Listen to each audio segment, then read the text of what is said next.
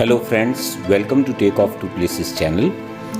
नील आइलैंड से हम port Blair उतरे, हमारे पास हाफ डे था, तो हमने सोचा कि आज के 2 पॉइंट फिनिश किए जाएं। सो सबसे पहले हम पहुंचे Chatham saw mill. This was a unique experience. ये है जी यहाँ की फेमस पोर्ट ब्लेयर की छातम सॉ मिल। ये गवर्नमेंट सॉ मिल है। मैंने तो सोचा था कोई म्यूज़ियम टाइप का होगा, लेकिन ये तो अभी करंट रनिंग के अंदर है और खूब काम चल रहा है। तो अभी हम म्यूज़ियम की तरफ जा रहे हैं। म्यूज़ियम देखते हुए फिर हमें आगे बढ़ना है। ये फॉरेस्ट रेंजर यार्ड है और अंदर खूब सारा लकड़ी का स्टॉक। सुना ही होगा आपने 1960-62 से जो अंडमान के जंगल कटे हैं।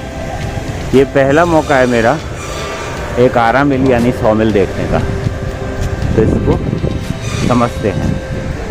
ये पाडोक काठ गोदाम शेड यानी कि लकड़ी का गोदाम का शेड। बेइंतहा लकड़ी के स्टॉक, बेइंतहा। और ये मूवमेंट के लिए, गुड्स मूवमेंट के लिए देखिए छोटी सी ट्रेन ट्रैक है, इस पर ही कार्स चलती हैं और यहाँ पे इसका डायरेक्शन चेंज करने का ये बना हुआ है, फिर ये अंदर चली जाएगी। ये सोवेनियर सेल्स काउंटर है और ये आगे आ रहा है फॉरेस्ट म्यूज़ियम छातम। पता नहीं कितनी पुराना जगह है ये। 90-80% ही कवर करने and 60 to 70% of points are in north Andaman, यानी इस प्लेस से ऊपर ही ज़्यादातर पॉइंट्स अंडमान। अच्छा, लेकिन और वहीं नहीं जा पा रहे हम। वहाँ पे हाँ जी, कोविड की वजह से ना वो बंद किया हुआ है। वो उनका डेथ हो गया था और नहीं था ये पहले ना, ये जो नीचे कुआं देख रहे हैं ना, ये सीरियस मतलब ये हिली एरिया था। हिली एरिया ये सेकेंड वॉल पे यहाँ पे इस जगह पे ना 17 लोग ना पेड़ काटते थे। उनके साथ ये पूरे एरिया डैमेज हो गया। इतना बड़ा इम्पैक्ट पड़ा। ये जो क्रेटर देख रहे हो ना, ये जो फेंसिंग देखिए, ग्रीन कलर का फेंसिंग तो रेलिंग काम करते हैं, ये पूरा ये इम्पैक्ट का एरिया है। देखिए अंडमान पे ये एक्चुअली, ये जो अंडमान पे ना सर 2004 से पहले तक हम लाखों पेड़ काटते थे। ये जापानीज वॉर बंकर, ये बंकर इन द सेंस ये छिपने का जगह है, लेकिन ये बंकर पहले ऐसा शेप नहीं था, ऐसा नहीं था। ये बंकर जापान इसीलिए बना क्योंकि अंडमान पे 1942-45 पे जब जापान अंडमान को कैप्चर कर लिया था, जो ब्रिटिश सोल्जर्स था, वो पहले अंडमान छोड़ के चले गए, लेकिन इंडियन जो लोग थे प्रिजनर्स, उनके फैमिली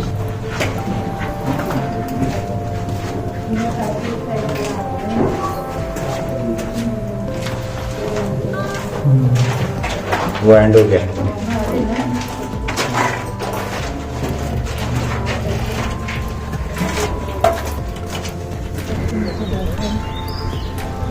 आ जाइए सर। ये जो प्लेस है इसको बोलते हैं, अगर किसी को बैठना तो बैठ जाइए 2 मिनट के लिए। देखिए ये जो प्लेस है ये हमारे लिए बहुत वैल्यूबल प्लेस है। इसको बोलते हैं छातम स्मारक, छातम मेमोरियल। इस जगह पे हम अंडमान पे आए फर्स्ट इंडियंस को याद करते हुए हम यहाँ पे श्रद्धांजलि देते हैं। अंडमान पे आए फर्स्ट जो इंडियंस थे वो हम जैसे नॉर्मल लोग थे नहीं, वो थे इंडियन फ्रीडम फाइटर्स, लेकिन वो प्रिजनर्स बन के आए थे। एक्चुअल पे थे वो इंडियन फ्रीडम फाइटर्स। 1857 पे एक वॉर हुआ था, आपने सुना होगा, फर्स्ट वॉर ऑफ इंडिपेंडेंस, जिसको स्टार्ट किए थे मंगल पांडे जी ने बैरकपुर कलकत्ता पे। क्या हुआ था, उनको अंग्रेज में घेर चुके थे। ये अंडमान का सबसे महंगा पेड़ है पडॉक। ये है पडॉक। ये पेड़ को कट करके बिजनेस करने के लिए मिल को चालू किया। देखिए पडॉक लाइफ भी बहुत बढ़िया जबरदस्त दिखेगी। ये देखिए, ये बाहर देखने के लिए लगेगा क्या पेड़ है, लेकिन अंदर।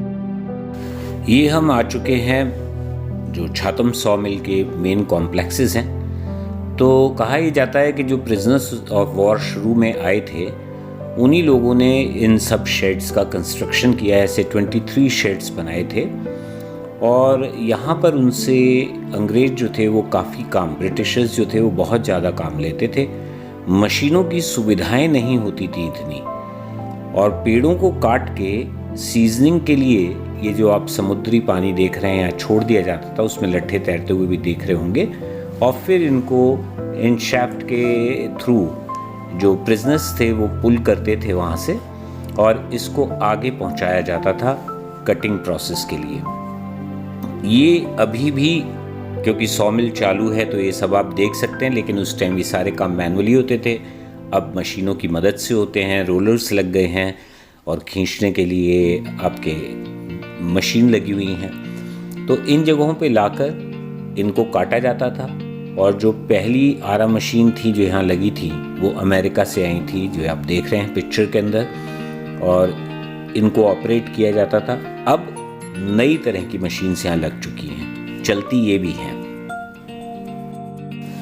यहाँ पर जो भी अंडमान की लकड़ियाँ कट के जो सामान बनाए जाते थे उनका डिस्प्ले है, और बहुत सुंदर डिस्प्ले है। क्राफ्ट्समैनशिप को देख के बहुत ही आश्चर्य होगा आपको। बहुत खूबसूरत चीज़ें बनाई हुई हैं, लेकिन मेरे को लगा कि ये सेल के लिए नहीं था, ये सिर्फ डिस्प्ले के लिए है जो आइटम्स जाती हैं। सॉमिल से निकलकर अब हम जा रहे हैं मुंडा पहाड़ बीच, जो कि चिड़िया टापू पे है, करीबन हाफ एन आवर का रास्ता। ये है जी मुंडा पहाड़ बीच। सारे बीच शाम को 5 बजे तक क्लोज हो जाते हैं, तो उसी अकॉर्डिंग प्लान करें और यहाँ पहुँचे। जैसे अभी हम यहाँ पहुँचे हैं 3:30 बजे, और एग्जैक्ट 3:30 बजे ही एंट्री बंद हो जाती है पार्क की। पार्क यानी कि चिड़िया टापू का जो टॉप पे जाते हैं ट्रैकिंग करते हुए 1-1.5 किलोमीटर की, वो बंद हो चुकी है।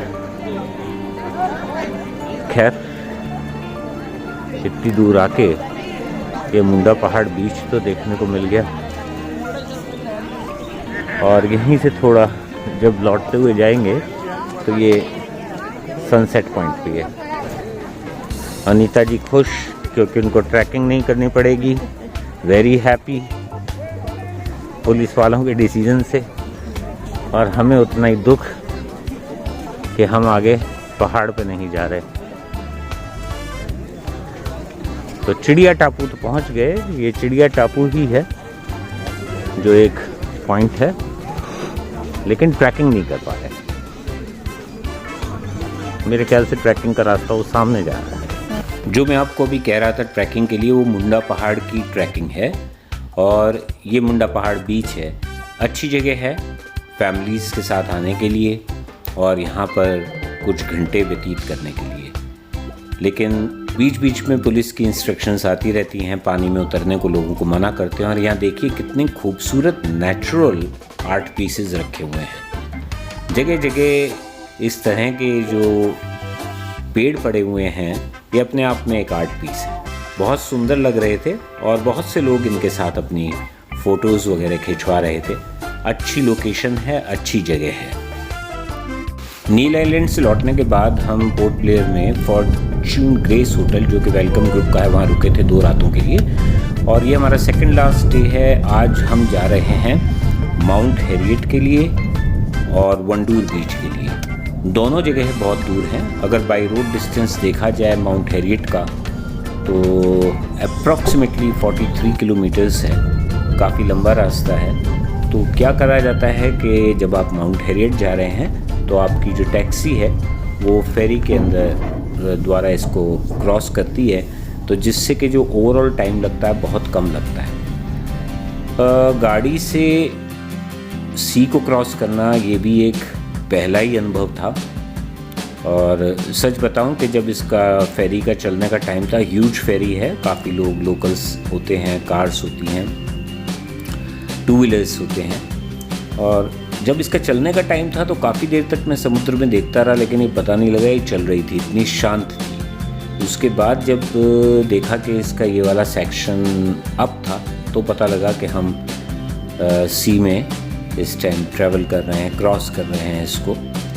आसपास का नज़ारा बहुत खूबसूरत था। बड़े बड़े शिप्स दिखे, कई नेवी के भी शिप दिखे, तो अच्छा लग रहा था।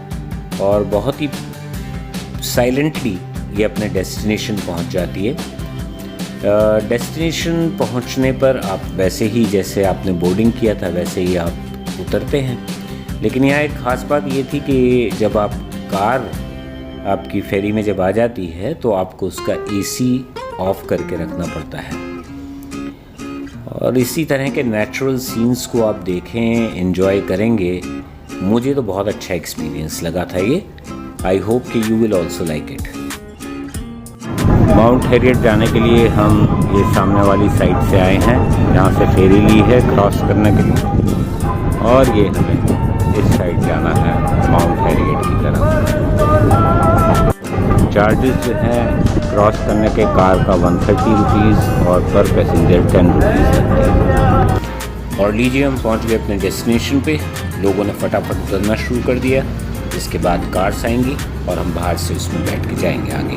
देखिए, पोर्ट ब्लेयर से हमने फेरी से क्रॉस करके माउंट हैरियट साइड आए हैं, और अब जब ये आगे जा रहे हैं माउंट हैरियट की तरफ, तो ये सामने जो आइलैंड दिख रहा है, ये 20 रुपये के नोट पे जो व्यू पॉइंट होता है वो ये पॉइंट है।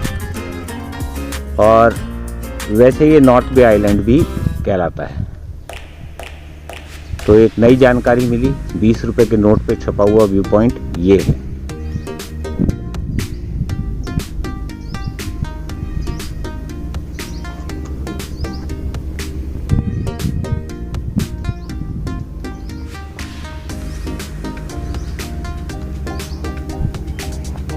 कब आप समुद्र से ऐसी जगह पे आते हैं जहाँ पहुँच के लगता है कि आप हिल स्टेशन पे आ गए।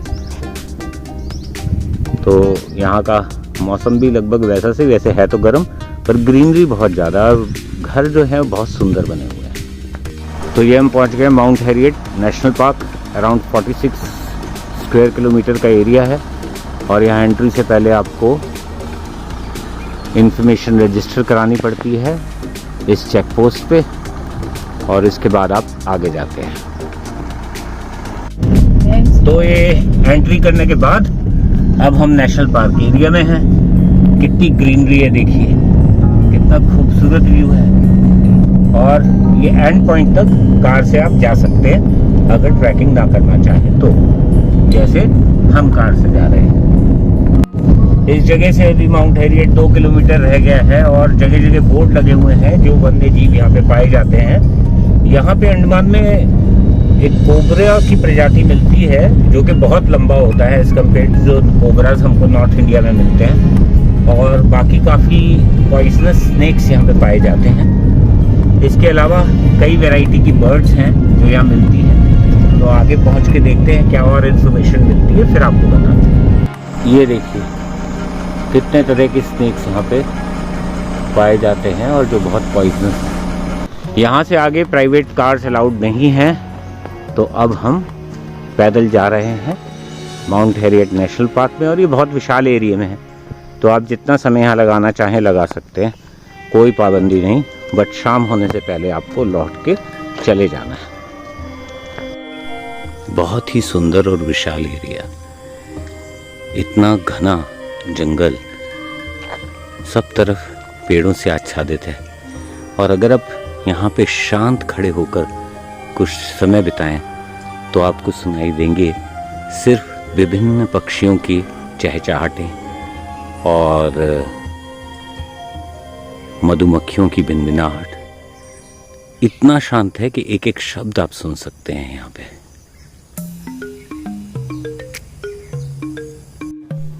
ये है माउंट हैरियट व्यू पॉइंट, जो यहाँ पे स्पेशल है। और सामने देखेंगे तो ये फॉरेस्ट रेस्ट हाउस है। ज़रूर इसके लिए परमिशन लेके और फिर यहाँ पे आप स्टे कर सकते हैं। तो अभी व्यू देखते हैं व्यू पॉइंट से।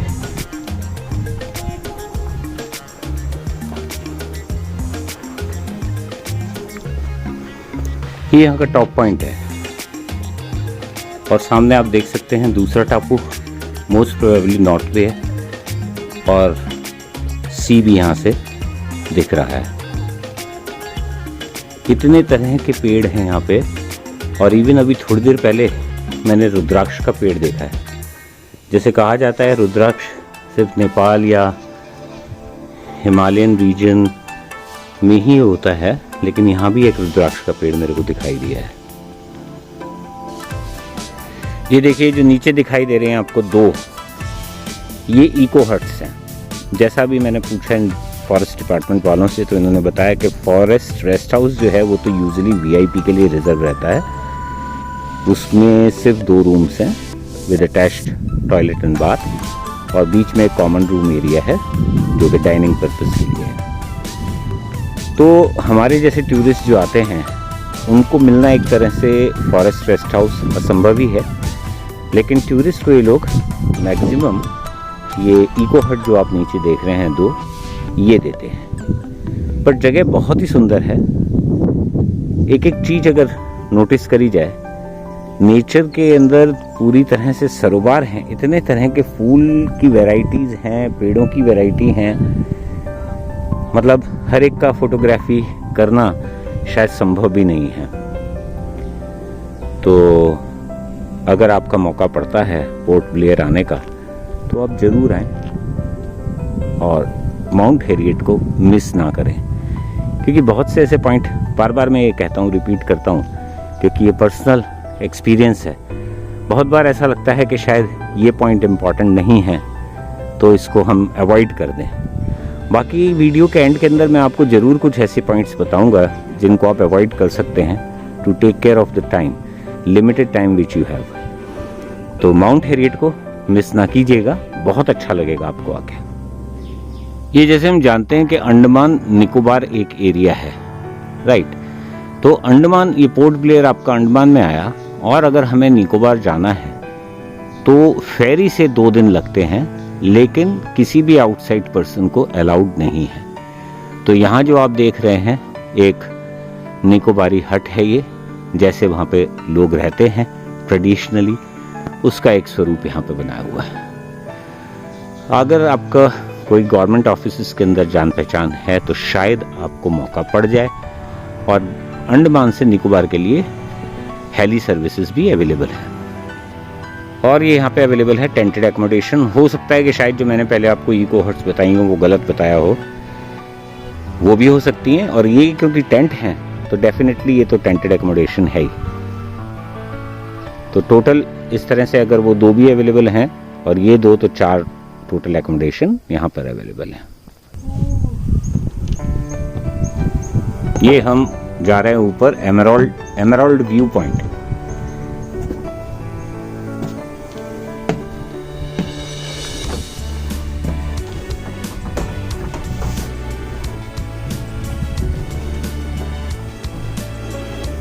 ये उस पॉइंट से भी ऊपर जो पहला हमने देखा था।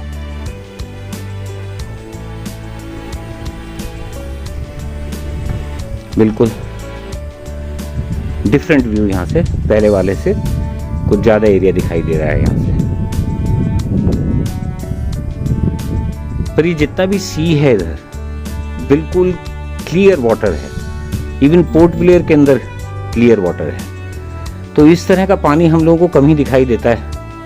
तो यहाँ पर स्नॉर्कलिंग और स्कूबा डाइविंग के शौकीन लोगों के लिए बहुत बढ़िया एक मौका होता है कि वो सी लाइफ को बहुत क्लोजली देख सकें और बहुत साफ देख सकें। वाटर बिल्कुल भी मडी नहीं है, very neat and clean water.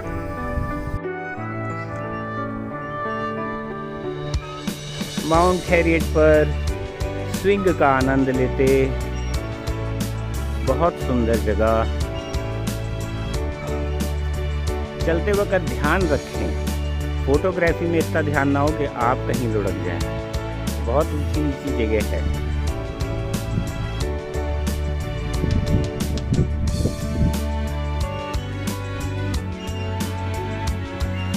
और यहाँ से एक ट्रैक जाता है 2.5 किलोमीटर का, काला पत्थर करके नाम है। तो अभी हम उस ट्रैक पे निकले हुए हैं क्योंकि हमारे पास समय बहुत है। ये देखिए झाड़ियों में कोई आवाज़ हुई, लेकिन यहाँ से पक्षी की आवाज़ आ रही है।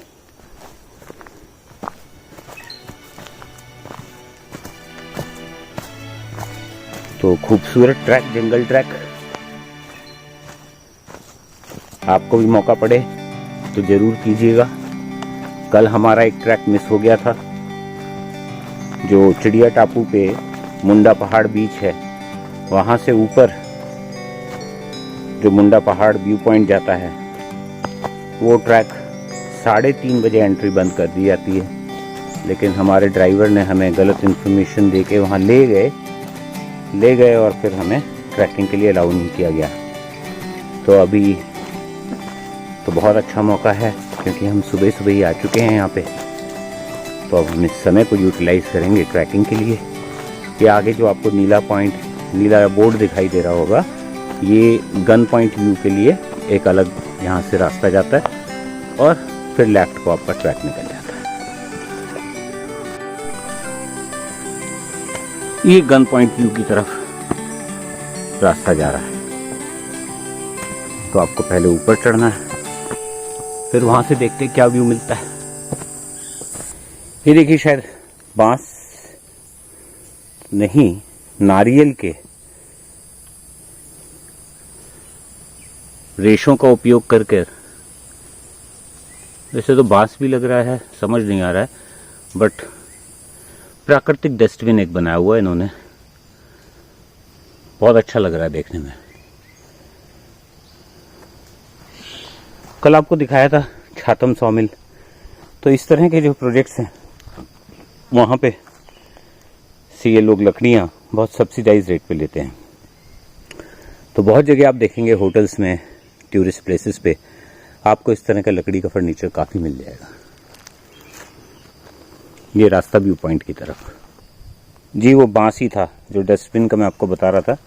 ये यहाँ पड़े हुए मिल गए हैं और ये एक और डस्टबिन।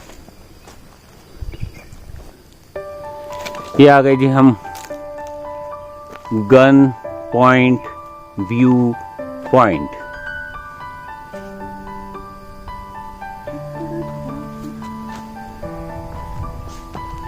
रोलिंग वाली रख रखी थी।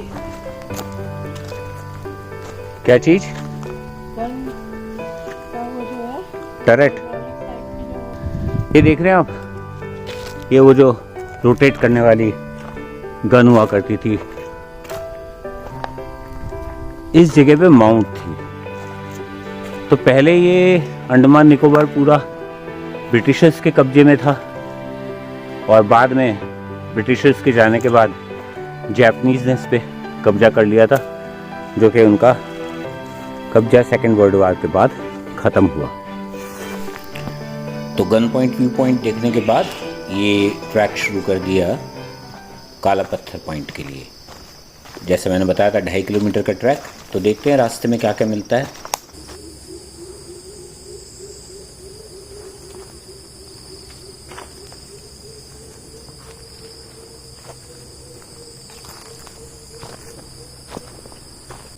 सुनिए आपने पक्षियों की आवाज़ें। कई पक्षियों की तो आवाज़ें थोड़ी डरावनी भी थी।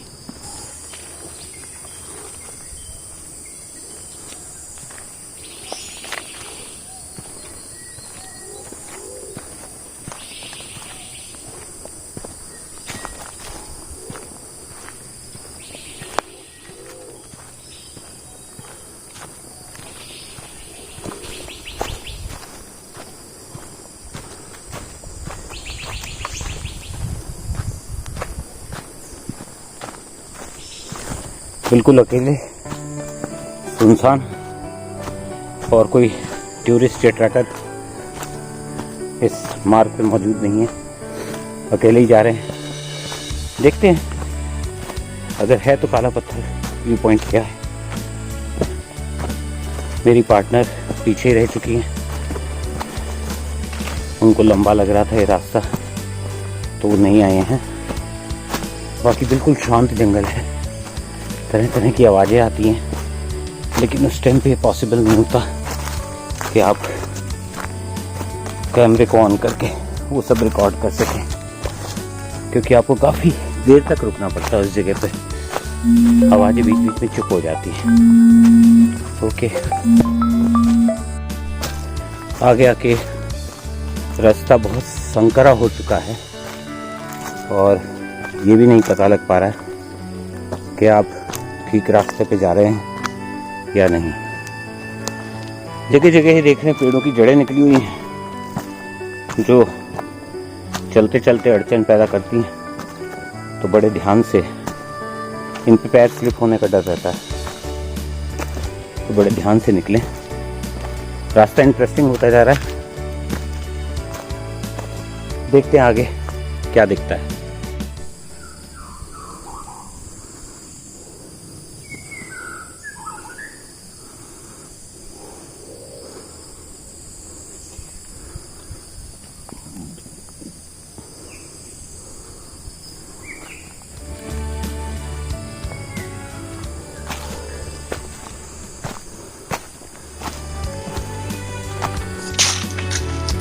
चलते जा रहे हैं, जैसे भी आपने सुना होगा कुछ पक्षियों की बड़ी सुंदर सुंदर आवाजें,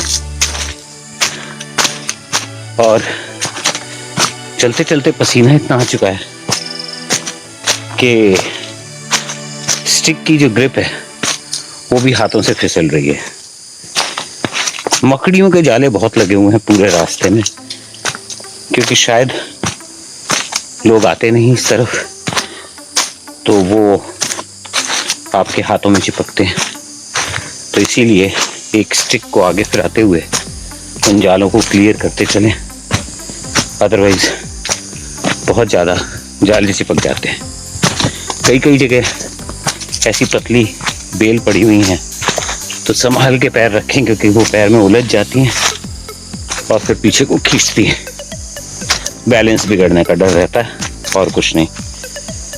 बाकी अद्भुत नज़ारा है और बहुत अच्छा लग रहा है कि ट्रैक करते हुए कई तरह के कीट पतंगे पहली बार यानी बहुत समय बाद देखने को मिल रहे हैं, जो अब दिल्ली ऐसे शहरों में तो दिखते नहीं हैं। अभी रास्ता बाकी है, आगे पहुंच के फिर अपडेट देते हैं। तो दोस्तों पहुंच गए हैं काला पत्थर। ये बोर्ड है यहाँ पे, वेलकम टू काला पत्थर। और अब आपको व्यू दिखाता हूँ जिसके लिए आप इतना लंबा ट्रैक करके आएंगे। काला पत्थर आखिर है क्या? तो काला पत्थर को, ये है काला पत्थर।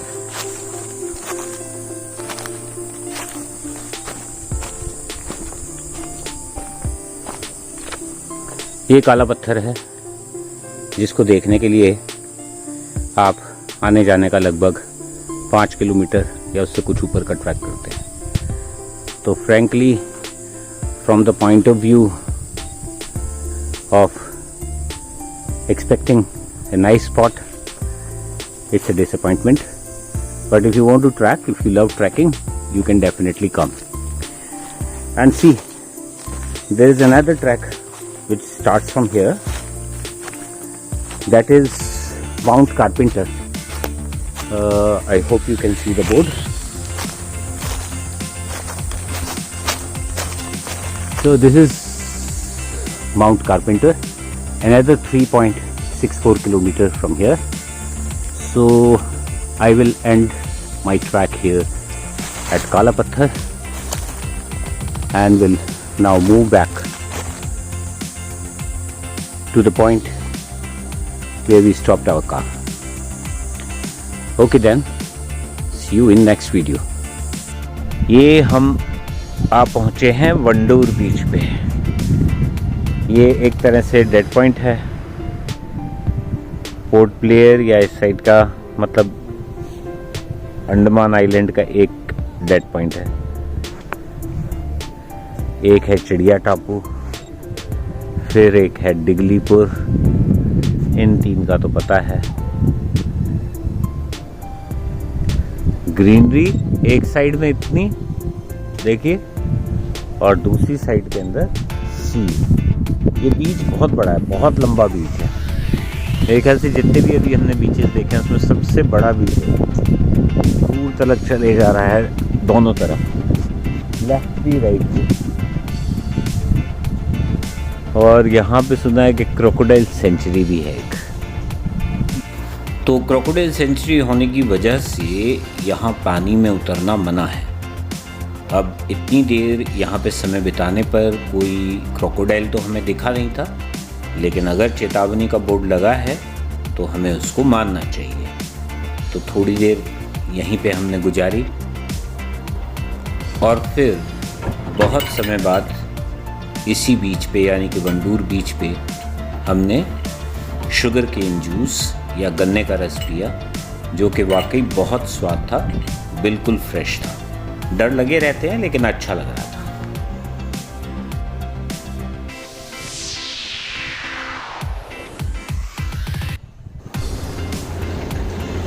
ये वंडूर बीच के पास हमें सी प्रिंसेस रिसोर्ट का बोर्ड दिखाई दिया, और क्योंकि 2 बज रहे हैं, लंच का टाइम हो रहा था, तो सोचा एक बार यहाँ पता करते हैं अगर लंच मिल जाए।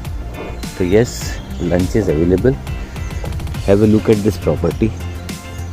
मुझे तो बहुत प्यारी लग रही है, बहुत ग्रीनरी है, रूम्स उधर भी बने हुए हैं, और यहाँ पे कॉटेजेस हैं, ये सारे सब कॉटेजेस। आगे स्विमिंग पूल है, स्विमिंग पूल के पास ही रेस्टोरेंट है।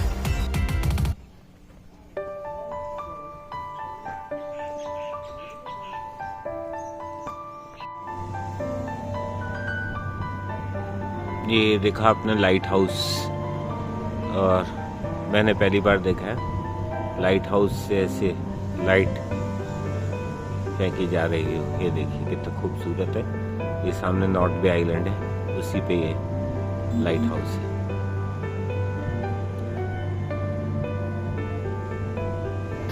तो आज का बहुत अच्छा दिन, यानी शुरुआत करी थी सुबह माउंट हैरियट से, फिर उसके बाद हम लोग गए थे वंडूर बीच जो क्रोकोडाइल सेंचुरी थी, और वहाँ से फिर हम लोग प्रिंसेस होटल पे अपना लंच लेते हुए 42 किलोमीटर का सफ़र तय कर कर वापस पहुँचे पोर्ट ब्लेयर।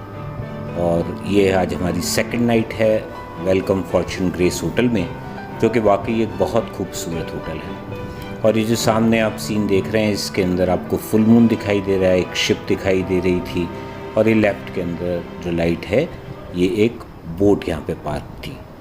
तो इस तरह एक खूबसूरत सफ़र की यादें संजोए आज हम लास्ट डे दिल्ली की तरफ वापस जा रहे हैं। मॉर्निंग में ब्रेकफास्ट करने के बाद हम लोग एयरपोर्ट के लिए मूव करेंगे, और वहाँ से हमारी एयर इंडिया की डायरेक्ट फ़्लाइट है दिल्ली के लिए। ये जगह बहुत ही खूबसूरत है, बैठ के यहाँ पे ब्रेकफास्ट करना और सामने समुद्र को निहारते रहना। तो एक अच्छा सफ़र रहा। आप लोग भी ज़रूर जाइएगा अंडमान निकोबार।